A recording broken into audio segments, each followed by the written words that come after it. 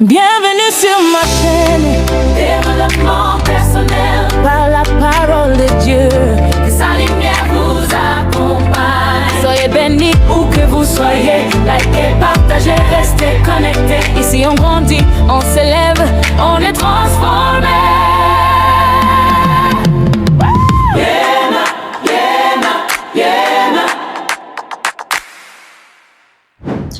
On ne perd pas toujours sa paix parce qu'il manque quelque chose à notre vie. Très souvent, on la perd parce qu'on regarde trop ce qui semble remplir la vie des autres. La comparaison est un poison silencieux. Elle ne crie pas, elle ne frappe pas à la porte, elle s'installe doucement dans l'esprit. Elle prend une bénédiction et la transforme en insuffisance. Elle prend une saison de construction et la fait passer pour un retard. Elle prend un désir légitime et le déforme jusqu'à en faire une obsession douloureuse. Et à partir de là, on ne vit plus vraiment sa propre vie. On se demande pourquoi l'autre avance plus vite. Pourquoi l'autre est déjà marié. Pourquoi l'autre a déjà des enfants. Pourquoi l'autre a déjà un meilleur poste, une meilleure maison, un ministère plus visible, une image plus brillante, un témoignage plus spectaculaire.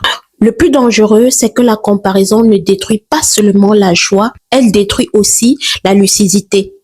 Quand on se compare trop, on finit par mal interpréter sa propre histoire. On appelle retard ce qui est parfois maturation. On appelle échec ce qui est parfois protection. On appelle vide ce que Dieu est encore en train de façonner. On appelle oubli ce qui n'est peut-être qu'un temps de préparation. Et pendant qu'on s'épuise à regarder la route des autres, on ne voit plus les traces de grâce que Dieu a déjà déposées sur la nôtre. Les recherches en psychologie vont dans ce sens. La littérature ne dit pas que toute comparaison ou tout usage des réseaux sociaux détruit automatiquement la santé mentale. Mais elle montre que certains mécanismes sont particulièrement nocifs. La comparaison ascendante, c'est-à-dire regarder quelqu'un qu'on perçoit comme au-dessus, l'usage passif des réseaux sociaux et surtout l'usage problématique. Une méta-analyse et plusieurs synthèses montrent que la comparaison sociale est significativement liée à l'anxiété et à la dépression et que les comparaisons ascendantes répétées sur les réseaux sociaux peuvent faire baisser l'évaluation de soi, l'humeur et la satisfaction de vie avec des effets plus nets chez les personnes déjà vulnérables. Les revues récentes soulignent aussi que les résultats globaux sont variables selon les personnes et les contextes, ce qui oblige à rester nuancé. Mais elles confirment que la comparaison est un mécanisme clé dans les effets psychologiques négatifs observés. En France, le tableau est suffisamment préoccupant pour que les institutions de santé publique s'en saisissent ouvertement. Santé publique France a montré une nette dégradation de la santé mentale des collégiens et des lycéens entre 2008 et 2025, dégradation plus marquée chez les filles. L'ANS, dans un rapport de 2025, explique que les réseaux sociaux peuvent agir comme vecteurs, catalyseurs ou amplificateurs de risques, notamment autour du cyberharcèlement, des troubles de l'image corporelle et des altérations du sommeil. Et en janvier 2026, une équipe liée à l'AP-HP, à l'INSERM et à l'Université de Paris-Cité a estimé qu'un usage excessif des réseaux sociaux pourrait être associé. Hello, si vous êtes rendu à ce niveau-ci de la vidéo, j'aimerais m'interrompre brièvement pour rappeler de vous abonner, de liker, de partager, de cliquer sur la cloche de notification pour être informé à chaque fois que je poste du contenu. Et moi, je vous dis à très bientôt pour une nouvelle vidéo. La suite de la vidéo, c'est par là. À près de 590 000 cas supplémentaires de dépression chez les adolescents français nés entre 1990 et 2012. Dans beaucoup de communautés, notamment africaines, ce poison prend une forme plus collective. On ne te demande pas seulement comment tu vas, on te situe, on te classe, on t'évalue, on te compare à la cousine déjà mariée, à l'amie déjà mère de famille, à celle qui a réussi, en Europe, à celle qui a construit, à celle qui a accouché vite, à celle qui a un mari bien placé, à celle qui a un poste prestigieux. Et cette pression peut pousser des femmes à se précipiter dans des choix qui ne leur ressemblent pas. Non pas parce qu'elles sont convaincues, mais parce qu'elles veulent cesser d'avoir honte devant le regard du groupe. Des travaux menés en Afrique subsaharienne montrent que la pression à concevoir existe réellement à l'échelle communautaire. Une étude de 2025 estime qu'environ une femme sur 10 en subit déjà, avec un risque beaucoup plus élevé chez les femmes sans enfants. Une étude nigériane sur l'infertilité rapportait aussi que plus des 2/3 des répondantes se sentaient sous pression pour concevoir, souvent de la part du mari et de la belle famille, dans un contexte où ces questions se négocient au niveau communautaire et pas seulement dans l'intimité du couple. C'est pour cela que ce sujet est spirituel, psychologique et social en même temps. Ce n'est pas seulement une mauvaise habitude mentale, c'est une lutte pour préserver ton regard, ton identité, ton rythme, ta paix et même ta capacité à entendre la voix de Dieu au milieu du bruit des attentes humaines. Car tant que tu te compares, tu entends plus fort la foule que le Seigneur. La Bible est d'une lucidité extraordinaire sur cette question. Dans l'Évangile selon Jean chapitre 21 verset 22, Pierre regarde l'avenir d'un autre disciple et Jésus lui répond en substance: « Que t'importe, toi, suis-moi. » Toute la délivrance est là. Tant que tes yeux sont fixés sur la route de quelqu'un d'autre, tu n'avances plus droit sur la tienne. Et ce qui est fascinant, c'est que Jésus ne donne pas à Pierre une explication détaillée sur le destin de Jean. Il le ramène simplement à l'essentiel. Toi, suis-moi. Autrement dit, cesse de chercher une paix que tu ne trouveras jamais dans la comparaison. Retrouve-la dans l'obéissance personnelle. La comparaison est donc un poison, oui, mais elle n'est pas une fatalité. On peut en sortir. On peut retrouver une manière d'habiter sa propre vie sans se sentir écrasé par celle des autres. On peut désirer davantage sans mépriser ce que l'on a déjà. On peut admirer sans envier. On peut célébrer sans se diminuer. On peut espérer sans se torturer. Et pour cela, j'aimerais te proposer 5 clés pour se libérer du joug de la comparaison. La première clé, c'est quoi? La première clé, c'est reconnaître le poison et identifier sa porte d'entrée. On ne guérit pas de ce que l'on nie. Beaucoup de personnes disent qu'elles veulent la paix, mais elles entretiennent chaque jour les mécanismes qui la détruisent. Elles se réveillent avec leur téléphone, elles parcourent la vie des autres avant même d'avoir retrouvé leur propre centre intérieur. Elles entrent dans des conversations où tout le monde se compare. Elles participent à des échanges familiaux ou communautaires qui ressemblent à des tribunaux déguisés. Puis, elles s'étonnent d'être mal dans leur peau. Pourtant, tout poison a un point d'entrée. Pour certaines personnes, la comparaison entre par les réseaux sociaux. Pour d'autres, elle entre par la famille. Pour d'autres encore, par certaines églises ou certains groupes où les témoignages qui, au lieu d'élever, deviennent des instruments de hiérarchie implicite. Qui a le plus grand miracle? Qui s'est marié la première? Qui a mieux entendu Dieu? Qui a la plus belle vitrine spirituelle? Et à force d'être exposé à ce climat, on finit par vivre même la bénédiction des autres comme une accusation contre soi. La psychologie confirme que les comparaisons ascendantes répétées, surtout dans l'environnement numérique, peuvent provoquer une baisse immédiate de l'évaluation de soi et une détérioration de l'humeur, avec un effet cumulatif après une simple session de navigation. Cela signifie qu'avant même de parler de guérison profonde, il faut devenir honnête sur ses déclencheurs. Qu'est-ce qui m'empoisonne? Quelles images? Quelles conversations? Quels comptes? Quels lieux? Quels appels? Quel repas de famille, quel témoignage mal perçu parce que mon cœur est déjà blessé. Dans l'Épître aux Galates, chapitre 6, verset 4, il est écrit que chacun examine ses propres œuvres et alors il aura sujet de se glorifier pour lui seul et non par comparaison avec autrui. C'est une parole très forte parce qu'elle ne dit pas ne regarde jamais ta vie, elle dit regarde-la correctement. Examine ton œuvre, ta route, ton obéissance, ton intégrité, tes progrès, tes guérisons, tes victoires, même petites. La comparaison pousse à évaluer ta vie avec la mauvaise règle. Dieu, lui, te demande d'évaluer ta vie à partir de ce qu'il t'a confié. Alors, la première discipline concrète, c'est celle-ci. Observe tes portes d'entrée. Pendant quelques jours, demande-toi sincèrement, quand est-ce que je me sens diminuée? Après quel contenu? Après quelle visite sur Internet? Après quelle discussion? Après quel appel? Après quel culte? Après quelle messe? Après quelle réunion de famille?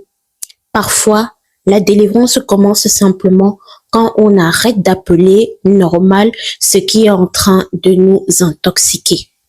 Alors, c'est quoi la deuxième clé? La deuxième clé, c'est de revenir à ton identité au lieu de vivre sous le regard des autres.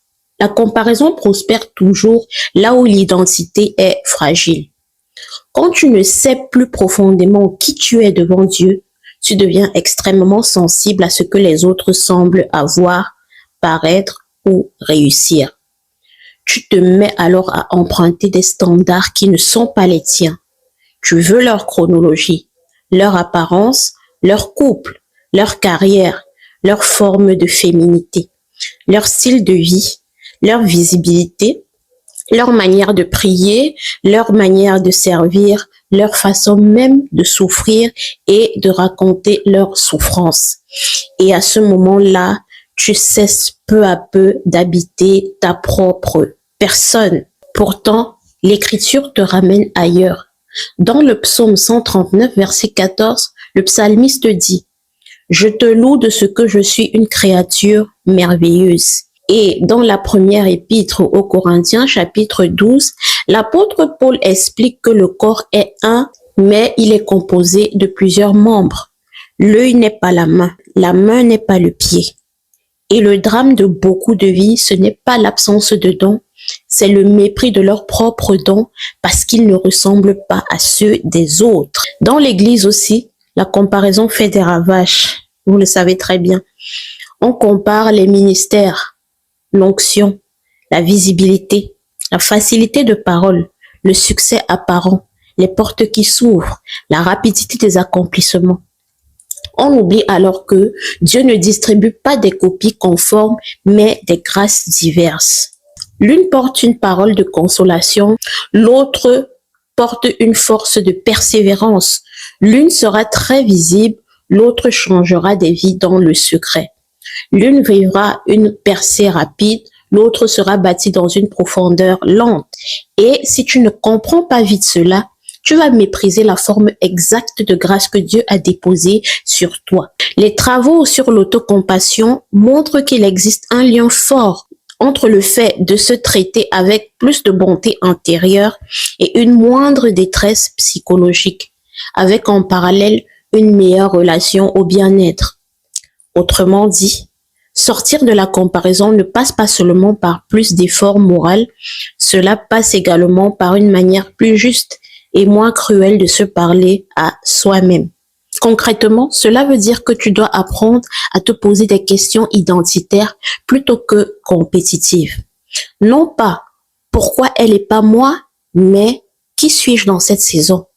Non pas pourquoi sa grâce est plus visible, mais quelle est la forme de fidélité que Dieu attend de moi aujourd'hui? La comparaison te met sur une scène, l'identité te remet devant Dieu. Alors, quelle est la troisième clé? La troisième clé, c'est honorer ta saison et refuser les calendriers imposés.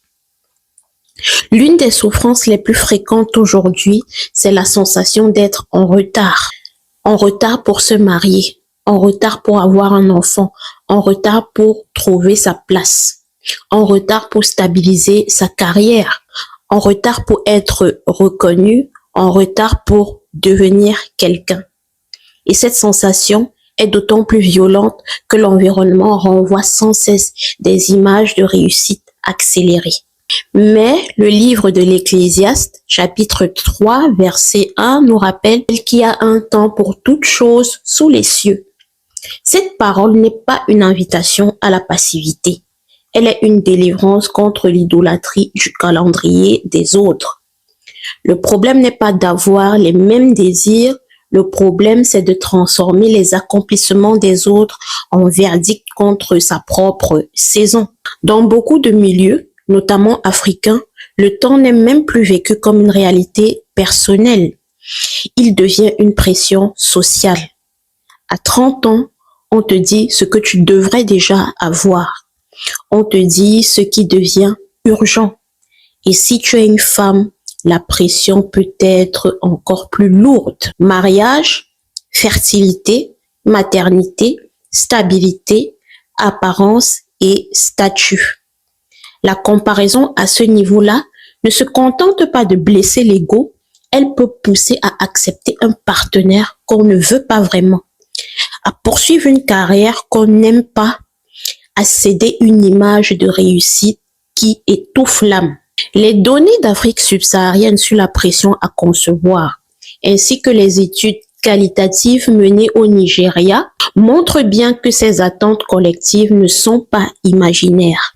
Elles s'inscrivent dans des normes sociales concrètes qui pèsent sur les femmes. Même en France, les indicateurs de santé mentale montrent que les jeunes filles adolescentes sont particulièrement fragilisées dans le contexte actuel. Ça ne veut pas dire que tout vient de la comparaison, mais cela rappelle à quel point l'environnement social, numérique et symbolique peut peser sur la construction de soi. Spirituellement, honorer sa saison, c'est comprendre que Dieu n'écrit pas toutes les histoires avec le même rythme. David a été oint bien avant d'être installé. Joseph a reçu une vision avant de traverser le puits et la prison. Abraham a reçu une promesse avant d'en voir l'accomplissement. Et beaucoup d'entre nous veulent la couronne sans accepter le temps où Dieu travaille les racines. Or, un fruit trop vite obtenu n'est toujours pas une bénédiction. Parfois, c'est juste quelque chose que l'on a saisi pour calmer la honte. Alors, refuse les calendriers imposés. Tu peux vouloir plus sans te mépriser maintenant.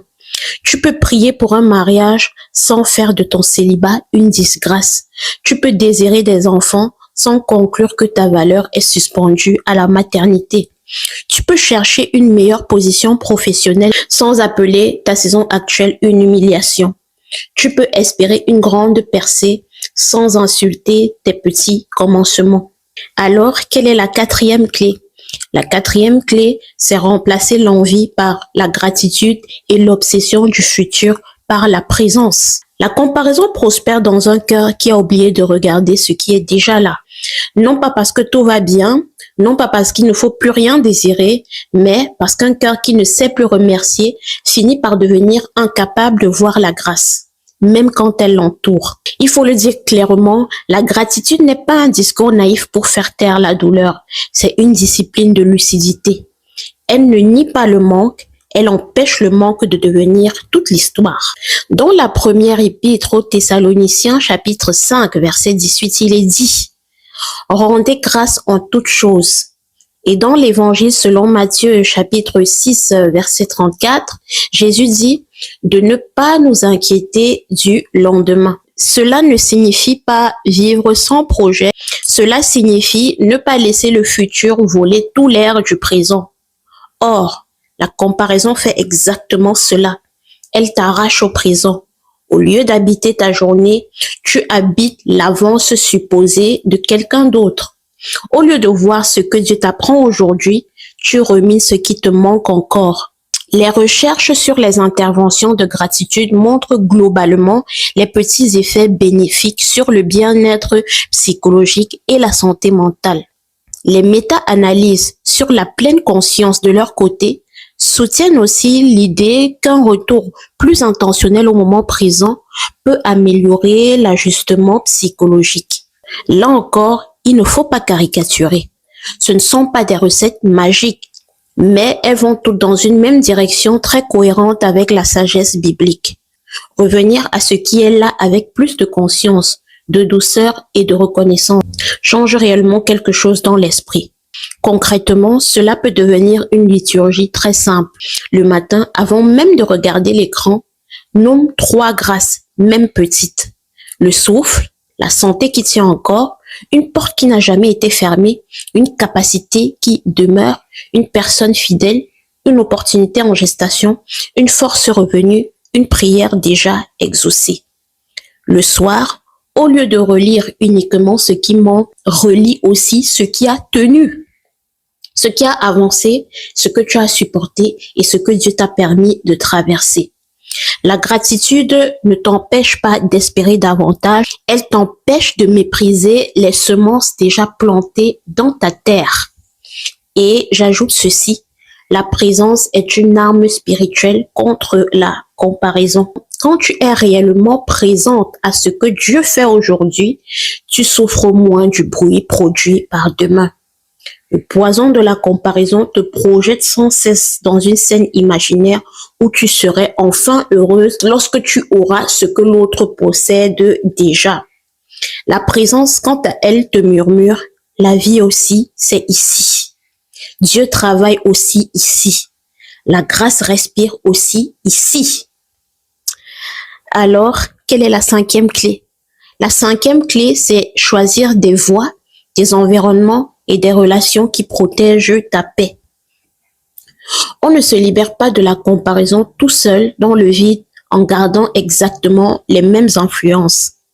Certaines atmosphères nourrissent l'envie, l'agitation, la compétition, la honte et la mise en scène permanente. D'autres favorisent la paix, la solidité, la fidélité et la vérité. Et il faut avoir le courage spirituel de distinguer les unes des autres. Dans le livre des Proverbes, chapitre 4, verset 23, il est écrit « Garde ton cœur plus que toute autre chose, car de lui viennent les sources de la vie. » Garder son cœur, ce n'est pas seulement surveiller ses pensées, c'est aussi filtrer les voies auxquelles on donne un droit d'entrée. Tout le monde n'a pas le droit de commenter ta saison.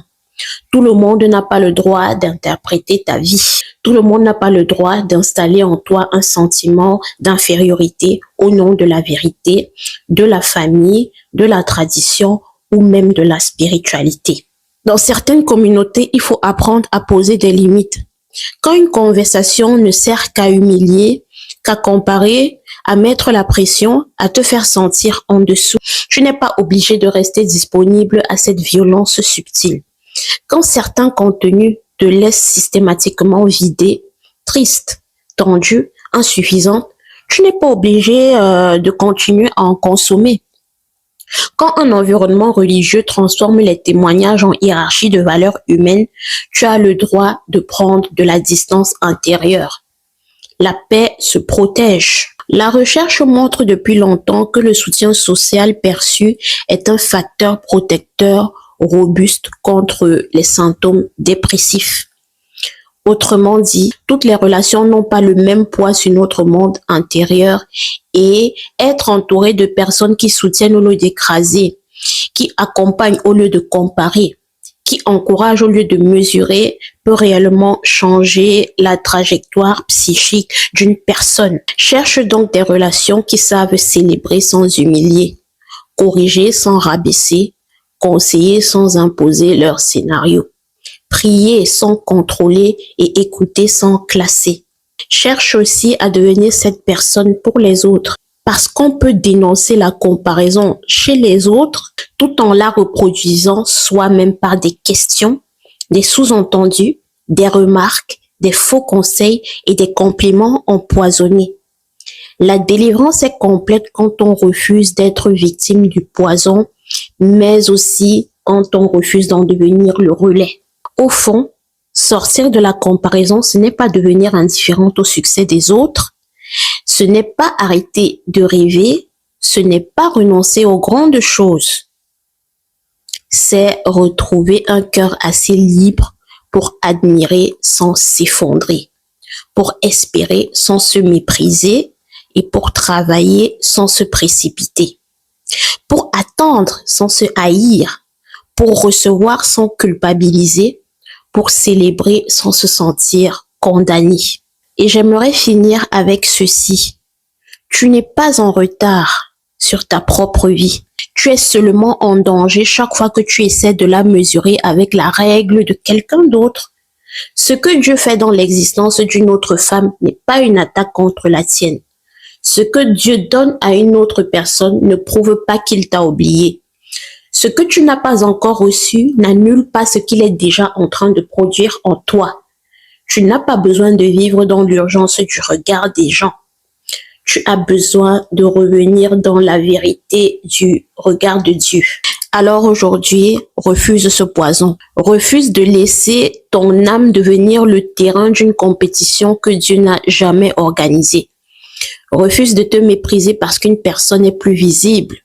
Refuse de précipiter des décisions pour calmer la honte. Refuse de traiter ta saison comme une faute. Refuse d'appeler échec ce que Dieu appelle formation. Et choisis enfin cette parole de Jésus comme une délivrance personnelle. Que t'importe, toi, suis-moi. Seigneur, délivre-nous du regard qui nous divise intérieurement. Délivre-nous du besoin maladif de nous mesurer aux autres. Guéris-en-nous de la honte, l'envie, l'agitation, la précipitation, la tristesse qui naît de ce que nous croyons que la vie des autres vaut plus que la nôtre. Apprends-nous à habiter notre saison avec paix, à recevoir notre identité avec gratitude, à marcher dans notre appel avec fidélité et à célébrer la grâce chez les autres sans mépriser celle que tu as déposée en nous. Donne-nous un cœur stable, un regard pur, une mémoire reconnaissante et une espérance qui ne dépend pas des comparaisons humaines. Au nom de Jésus-Christ, Amen. Si cette vidéo t'a édifié, si elle a touché un point sensible et si elle t'a rassuré dans la saison que tu es en train de vivre maintenant, alors j'aimerais avoir ton avis. Quels sont les points de comparaison qui, en ce moment, minent ton existence et minent ton évolution personnelle?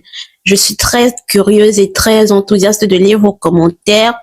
Et surtout, n'oubliez pas, abonnez-vous, likez, partagez, activez la cloche de notification pour être informé à chaque fois que je poste du contenu. Et moi, je vous dis à très bientôt pour une nouvelle vidéo. Ciao, ciao!